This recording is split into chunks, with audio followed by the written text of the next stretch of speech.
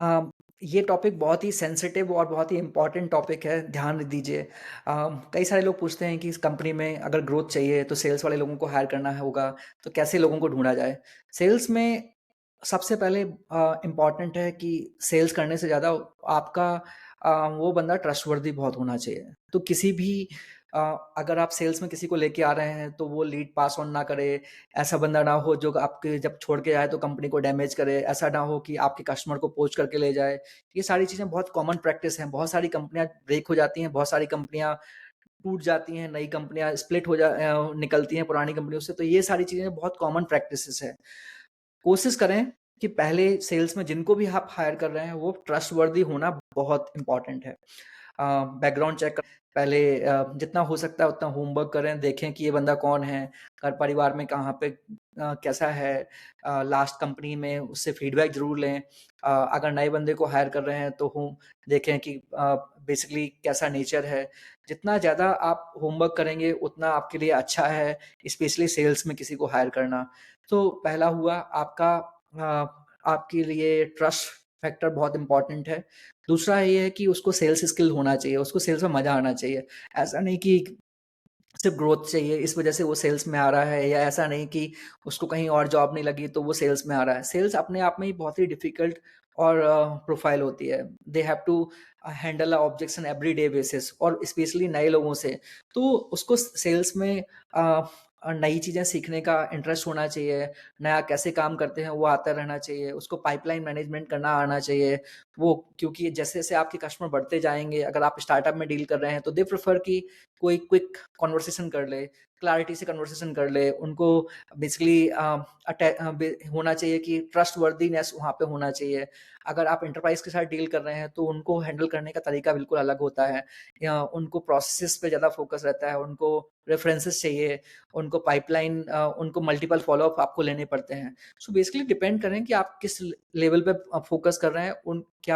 अगर आपके कस्टमर उस सेगमेंट को बिलॉन्ग करते हैं, तो आप उसी टाइप के सेल्स को लेके आएँ। ऐसे बंदे को ना लेके आएँ जिसने किसी दूसरी इंडस्ट्री या दूसरे डोमेन में फ़ोकस किया है। अगर दूसरी इंडस्ट्री, दूसरे डोमेन में फ़ोकस किया है तो एट लीस्ट पर्सोना सेम होना चाहिए। अगर आप अपनी कंपनी के कोई प्रोडक्ट है जो आपने बिल्ड किया है, वो फाउंडर को सेल कर रहे हैं, तो किसी को पहले फाउंडर को सेल करने का एक्सपीरियंस होना चाहिए। उस बजट की सेल्स उसको करते हुए आनी चाहिए। ऐसा नहीं कि वो अ छोटे टिकट साइज़ के सेल्स कर रहे हैं और आपका जो प्रोडक्ट है वो कुछ डिफरेंट टिकट साइज़ में है। उसको इस इंडस्ट्री की समझ होना चाहिए। जो बंदा इंडिया में सेल कर रहा है वो ग्लोबल सेल्स के लिए काम नहीं करेगा, या जो ग्लोबल सेल्स में काम कर रहा है हो सकता है वो लोकल सेल्स में उतना अच्छा ना हो। या जो अगर कंटेंट की सर्विसेज़ आप डिलीवर कर रहे हैं, फिर अगर कोई डेवलपमेंट में आता है तो हो सकता है उस बंदे को उस स्किल्स का उतना नॉलेज ही ना हो। तो जब भी वो कस्टमर से बात करेंगे तो वो उतना इफ़ेक्टिव नहीं हो पाएँगे। कस्टमर को ये लैक ऑफ नॉलेज दिखेगा, उससे वो ट्रस्ट बिल्ड नहीं कर पाएँगे और आपकी बहुत सारी लीड हैं जो वो छूटेंगी। तो आपको फ़ोकस यही करना चाहिए कि आप हमेशा अपनी इंडस्ट्री, अपने डोमेन और स्किल सेट और उसके पहले ट्रस्टवर्दीनेस चेक करके लेके आएँ। फिर आप उसका पूरा फाउंडेशन बना सकते हैं कि देखो, मुझे आपको क्वार्टर में या 6 मंथ में, 1 ईयर में आपसे ये एक्सपेक्टेशंस हैं। आप बताइए कि आपकी क्या एक्सपेक्टेशन है? मैं कंपनी को यहाँ ले जाना चाहता हूँ।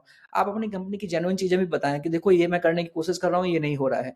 इस टाइप की लीड है, इतना टाइम लगता है, वो इस वजह से क्रैक नहीं हो रही। हो सकता है सेल्स का बंदा तो बहुत अच्छा हो, पर आपकी कंपनी की पोर्टफोलियो उतना अच्छा ना हो, आपके प्राइसेज़ ज़्यादा हों, आपकी डिलीवरी क्वालिटी उतनी अच्छी ना हो, तो वो अच्छे बंदा भी आके कोई मैजिक नहीं कर पाएगा। पहले अपनी कंपनी की बेसिक चीज़ें जो हैं उसको ठीक करें, फिर जाके किसी अच्छे एक्सपर्ट बंदे को ढूँढें, जो आपकी कंपनी के वर्ड्स को स्प्रेड कर पाए और अच्छी पाइपलाइन बिल्ड कर पाए, और अपना जब उसे प्रोडक्ट में कॉन्फिडेंस आएगा, डिलीवरी में कॉन्फिडेंस आएगा, तो आपको अच्छा आउटकम भी देखने को मिलेगा। आप इसके पैकेज को भी डिवाइड कर सकते हैं, कुछ फिक्स, कुछ बोनस कर सकते हैं। यूजुअली सेल्स वाले लोग जो हैं वो ऑब्वियसली बोनस आपको उनको देना चाहिए। आप क्वार्टरली बोनस दे सकते हैं, मंथली बोनस दे सकते हैं, सेल्स के ऊपर बोनस दे सकते हैं। पर आपका पैकेज एटलीस्ट 80-20 तो इस लेवल पे होना चाहिए, ताकि उनको भी परफॉर्मेंस के बेसिस पे ग्रोथ देखने को मिले।